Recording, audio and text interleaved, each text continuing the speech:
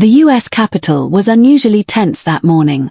Inside the House Committee chamber, a hearing on border security was about to begin, a session that few expected to be remarkable, but one that would soon make history. Cameras lined the back wall, their red recording lights glowing. Reporters whispered quietly, preparing their notes. The hum of air conditioning filled the silence as staffers shuffled stacks of paper, unaware that what was about to happen would dominate headlines for weeks. At the center of it all sat Congresswoman Jasmine Crockett, composed and focused, dressed in a deep red blazer that stood out against the muted tones of the room.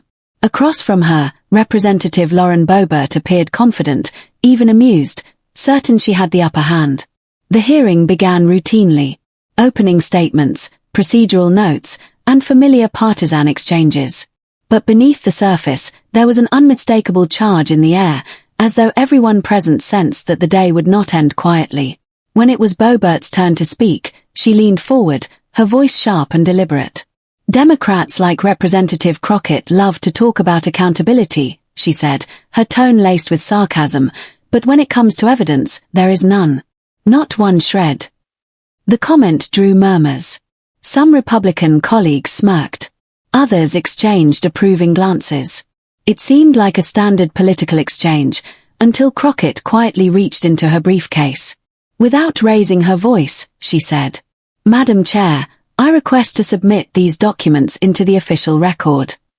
A staff clerk approached and took a thick bundle of papers bound by a single clip. To most in the room, it looked like another set of procedural files. But as the first few pages were reviewed, the mood shifted instantly. Eyebrows raised. Aides leaned closer. Pages flipped faster. Then came the first audible reaction, a soft gasp from one of Boebert's own colleagues. Something in those documents was deeply unexpected. The chair glanced toward Boebert, who now seemed unsettled. The confidence that had defined her just moments earlier began to fade. Reporters at the back of the room sensed the change and began frantically typing. The tone of the hearing, and possibly the trajectory of the debate itself, had turned. For months, Representative Boebert had accused Democrats of misusing federal funds meant for border security. Her claims had dominated conservative media. But within minutes, Jasmine Crockett appeared to have presented something that would challenge, and possibly dismantle, that entire narrative. One journalist later described the moment in the Washington Post. "The silence that fell across that committee room was unlike anything I've seen in years. Everyone understood. Something serious had just happened." Crockett had not come to debate. She had come to expose. What began as a routine policy hearing was rapidly transforming into something far more consequential. As copies of the documents made their way down the long wooden table, the atmosphere in the chamber changed. Lawmakers who moments ago appeared disengaged now leaned forward, whispering to aides. Cameras zoomed in on the pages. Every flick of paper echoed through the silence. The documents contained detailed Treasury Department records, line-by-line expenditures tracing the flow of federal funds allocated for border security. Each entry bore official verification codes, signatures, and timestamps. It quickly became clear that what Jasmine Crockett had submitted wasn't political rhetoric, it was data. The chair recognized her for questioning. "Representative Crockett, you have the floor." Crockett's voice remained measured. "For months," she began, "we've heard claims that millions of dollars meant for border protection were secretly diverted to activist organizations. Today, I want to clarify, not argue, not speculate, but clarify with verified records." Across the room, Boebert stiffened. Crockett continued. "These Treasury documents show that the funds in question, totaling $45 million, were spent precisely as Congress intended, on staffing, technology, and infrastructure. The organizations my colleague has cited are not part of this appropriation. They are separately funded under a humanitarian assistance program, one passed with bipartisan support." A hush fell over the room. For months, Boebert's accusations had fueled media outrage and partisan division. But in just a few sentences, Crockett's methodical presentation had reframed the conversation from ideology to evidence. Still, Boebert was not ready to concede. She leaned toward her microphone. "Those are selective figures," she countered. There are internal communications that tell a different story, emails that show coordination between these agencies and Democratic donors.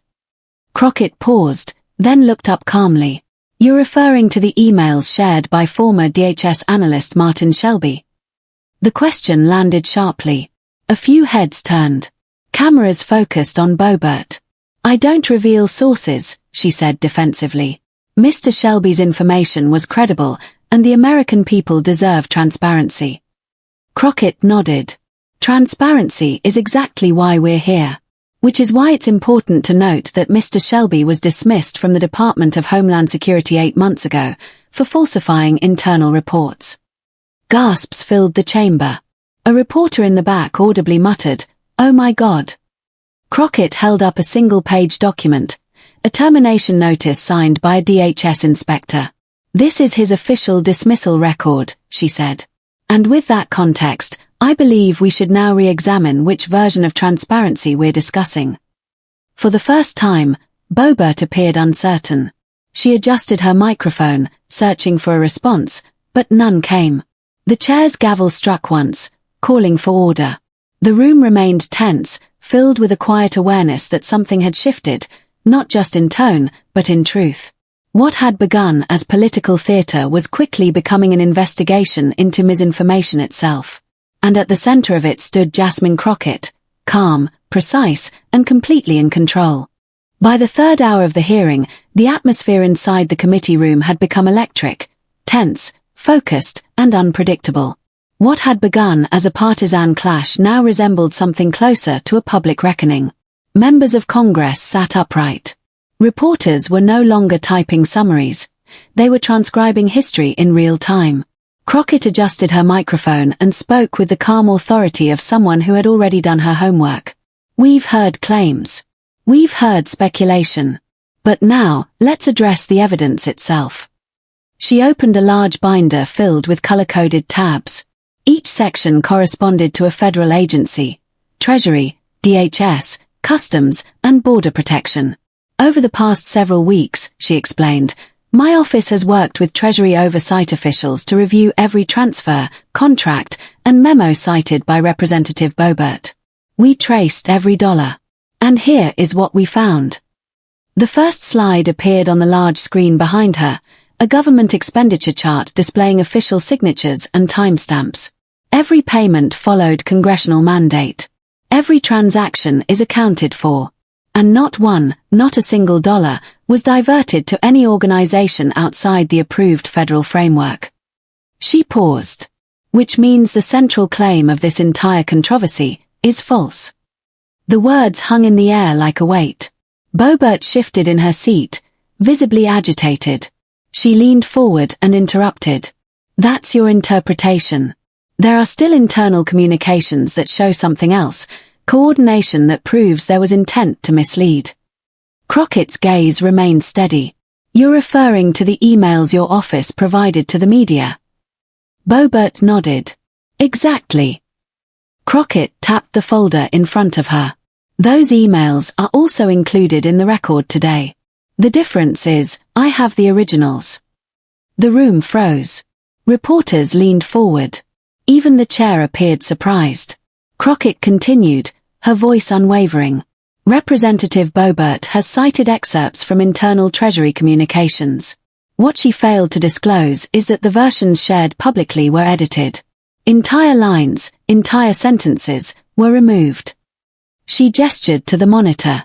Two versions of an email appeared side by side, one labeled Public Release, Boebert's copy, the other Original Treasury Record. A highlighted line on the original read: "Funds must remain allocated strictly for border operations, per congressional directive." That single sentence, absent from Boebert's version, dismantled the foundation of her claim. "So," Crockett said quietly, "the question now is not about border funding. It's about integrity, and who altered these communications before sharing them with the public." The silence was total. Boebert's face tightened. "My staff received those documents directly," she said quickly. "If someone changed them, it wasn't me." Crockett responded evenly. "That may very well be true. which is why the matter will now be referred to the Inspector General to determine exactly where the alteration occurred. The gavel struck. Cameras clicked rapidly. In a matter of minutes, the balance of the entire hearing had shifted. What had started as an accusation against government spending had now turned into an investigation of falsified evidence, one that would soon reach far beyond the walls of that committee room. As one reporter later wrote, "It was the rare moment when truth didn't just defend itself, it went on the offensive." Within hours of the hearing's adjournment, Washington was buzzing. Clips of the exchange spread like wildfire across social media. From political analysts to late-night hosts, everyone was replaying the moment Jasmine Crockett calmly revealed that the evidence against her own party had been altered. The #Crockett Files trended nationally by nightfall.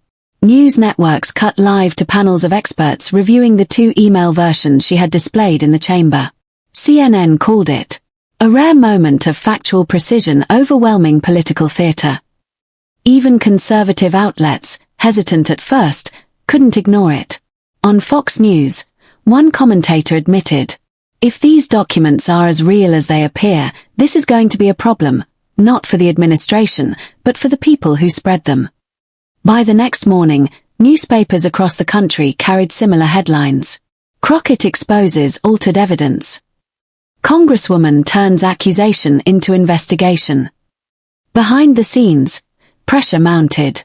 The Treasury Department confirmed that the emails shown by Crockett were authentic and unedited.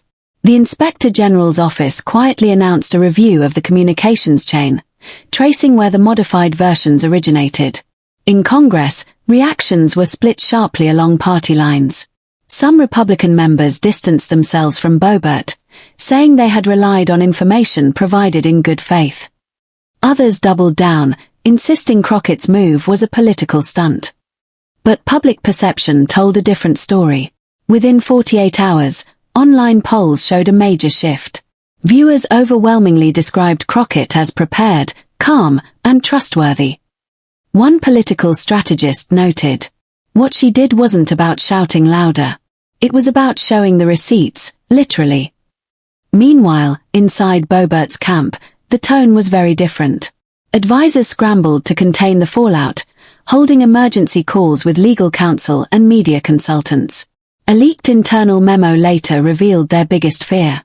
The narrative is slipping. Every attempt to respond risks highlighting her evidence again. The safest move may be silence. But silence, in politics, often speaks louder than denial. That week, Crockett appeared on multiple major networks. When asked if she had planned to expose the altered emails all along, she smiled slightly and said, "I planned to tell the truth. How others react to that truth is their responsibility." Her words went viral instantly. Clips of her interviews flooded YouTube, TikTok, and X, not for their drama, but for her calm delivery. Political experts began calling it the Crockett method, a new model for handling disinformation in Congress. Stay factual, stay steady, and let evidence do the talking. By the end of the week, one journalist summarized the entire episode perfectly. In an era of outrage, Jasmine Crockett proved that composure is the most powerful weapon in Washington. Weeks passed, but the echoes of that hearing didn't fade, they grew louder. What began as a tense exchange between two lawmakers had evolved into a national discussion about truth, transparency, and accountability in government. Journalists called it the moment Congress looked itself in the mirror. The Inspector General's report, released quietly one Friday afternoon, confirmed what many had suspected.